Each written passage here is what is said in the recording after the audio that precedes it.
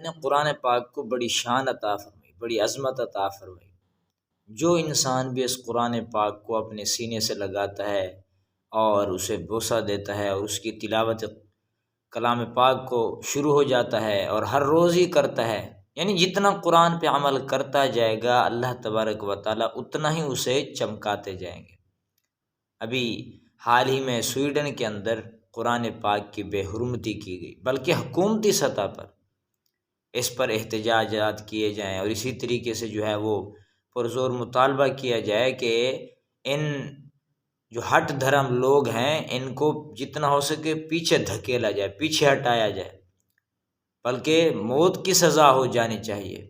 قرآن پاک کی بے حرمتی، ہر بندہ اپنے دین پہ چل رہا ہے، اور بالخصوص قرآن پاک تو ایک ایسی کتاب ہے کہ ہمارے بزرگ حضرات فرماتے ہیں کہ جتنا اس پہ عمل کیا جائے گا اور جتنا اس کی تلاوت کی جائے گی، جتنا اس پہ چلا جائے گا، جو یہ رہنمائی کر رہا ہے اسی کے مطابق اگر عمل کیا جائے گا تو یہ اس انسان کو بھی اتنا اوپر لے جائے گا جتنی بلندیوں سے یہ آیا ہے، یعنی اللہ تبارک و تعالیٰ اتنا اس انسان کو کامیابیاں اور ترقی نصیب فرمائے۔ آپ اس سے بھی اندازہ لگا سکتے ہیں کہ عام سا ایک کپڑا ہو اور وہ پاؤں کے نیچے روندا جاتا ہے اور لوگ اس کو ادھر ادھر پھینک دیتے ہیں، لیکن جب اس کا تعلق قرآن پاک سے کسی کپڑے کا جڑ جاتا ہے نا سب سے پہلے اسی کو ہی چوما جاتا ہے۔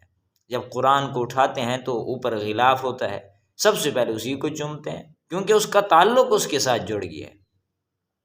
اسی طریقے سے عام سا گتا پاؤں کے نیچے آ جاتا ہے، لیکن جس گتے کا تعلق قرآن پاک سے جڑ گیا جلد کی صورت میں، سب سے پہلے اسی کو ہی اٹھا کے چوما جاتا ہے کیونکہ اس کا تعلق اس کے ساتھ جڑ گیا ہے۔ جتنا انسان ادب کرے گا، جتنا احترام کرے گا، اللہ اتنا زیادہ اس کو نوازیں گے۔ قرآن پاک کی بے حرمتی سے اللہ معاف فرمائے معاذ اللہ، کیا اس کی شان میں کمی ہو جائے گی؟ اس کی شان میں کوئی کمی نہیں ہوتی، بلکہ اللہ تو اس کی شان کو اور ہی بڑھاتے جائیں گے۔ یہ ایسا معجزہ ہے کہ یہ قیامت تک جاری رہنے والا ہے۔ انسان اپنا نقصان خود کر رہا ہے، جس نے یہ بے حرمتیاں کیں تو وہ خود ہی گڑھے کے اندر، خسارے کے اندر چلا گیا۔ اگر چاند پہ تھوک ہے تو تھوک تو اپنے ہی منہ پہ آئے گی، چاند کو کیا نقصان پہنچے گا؟ کچھ بھی نقصان نہیں پہنچے گا۔ تو قرآن کی بے حرمتی کرنے سے اپنی دنیا آخرت برباد کر رہے ہیں۔ اللہ تو ڈھیل دیتے ہیں کہ دیکھتا ہوں اور کیا کرتا ہے، جی دیکھتا ہوں یہ توبہ استغفار کرتے ہیں، نہیں کرتے تو قرآن کی بے حرمتی کرنے سے اس کی شان میں کوئی کمی نہیں آئے گی۔ یہ تو ایسی فضیلت والی، شان والی، عظمت والی کتاب ہے۔ حدیث پاک میں جیسا فرمایا کہ ایک انسان دعا کر رہا ہے، ایک انسان نفل پڑھ رہا ہے، ایک انسان تسبیحات میں مشغول ہے، مختلف قسم کی باتیں کر رہے ہیں، لیکن ایک انسان صرف اور صرف قرآن پاک کی تلاوت کر رہا ہے، تو یہ قرآن پاک کی تلاوت کرنے والا سب سے بڑھ کے اللہ وہ ساری چیزیں، سب چیزیں عطا فرمائیں گے جو دوسرے کو عطا فرمائیں گے۔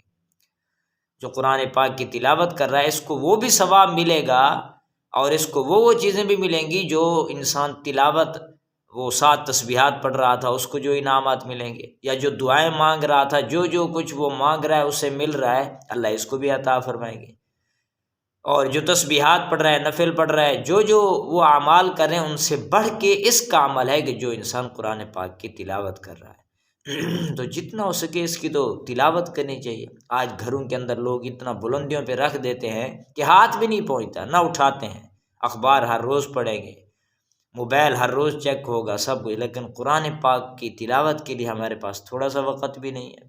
قرآن کیا کہتا ہے ہمارے بارے میں، ہمیں کیا کہتا ہے، ہمارے بارے میں کیا کیا احکامات نازل ہوئے۔ حضرت علی رضی اللہ عنہ فرماتے ہیں کہ میرا جب دل چاہتا ہے نا کہ میں رب سے باتیں کروں تو میں نماز شروع کر دیتا ہوں، جب میرا دل چاہتا ہے کہ میرا رب مجھ سے باتیں کرے تو میں قرآن پاک کی تلاوت شروع کر دیتا ہوں، کہ اس میں اللہ نے مجھ سے یہ کہا، مجھ سے یہ کہا، یا ایھا الذین آمنوا کے اندر تو ایمان والے آتے ہیں نا، اے ایمان والو یہ کرو یہ نہ کرو۔ تو بہرحال قرآن پاک اللہ رب العالمین کی طرف سے اتارا گیا، لے کر آنے والے جبریل امین ہیں، اور جس پر اتارا گیا رحمت للعالمین ہے۔ تو یہ تو بڑی پیاری سی کتاب ہے، اس کو سینے سے لگائیں، تلاوت کلام پاک کو جاری رکھیں اور اس پہ عمل کی کوشش کریں، انشاءاللہ اللہ تبارک و تعالی چمکائیں گے۔ اللہ سے عمل کی توفیق۔